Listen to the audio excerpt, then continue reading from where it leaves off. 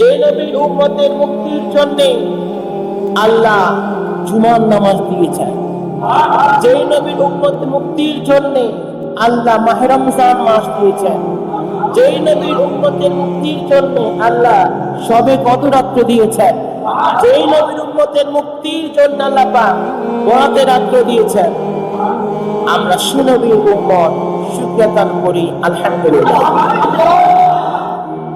প্রিয় হাজিরিন, আল্লাহ রাব্বুল আলামিন মেহেরবানি না করলে আল্লাহর দ্বীনে নবীর পথে আউলিয়া কেরামের পথে থাকা সম্ভব নয়।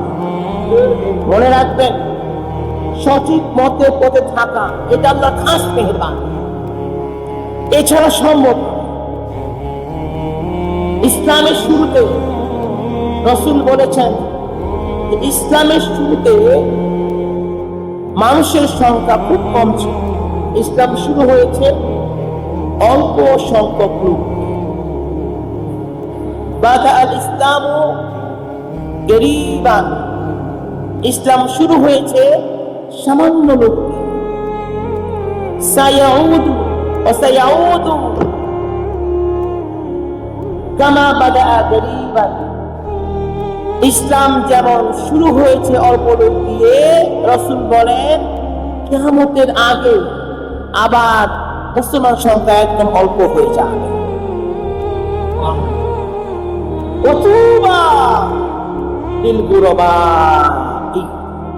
রাসূল বলেন তবে তাদের জন্য সুসংবাদ যারা এই শেষ যুগে মুসিবতের সময় কঠিন মুহূর্তে যারা ইসলামের দায়েম কায়েম থাকবে, এদের জন্য সুসংবাদ। সুবহানাল্লাহ। তাহলে শেষ জামানায়, এটা মুসলিম শরীফের হাদিস, শেষ জামানায় ইসলামের মধ্যে দায়েম কায়েম থাকা বড় কঠিন ব্যাপার।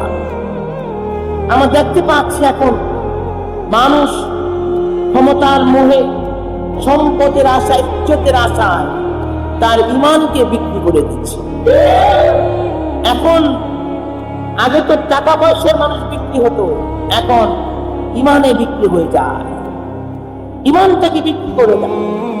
আগে মানুষ মুসিবতে পড়লে জমি বিক্রি করত, স্বর্ণ বিক্রি করত, বাড়িঘর বিক্রি করত, আর এখন ঈমান বিক্রি করে দেয় না। এই দিন চলছে।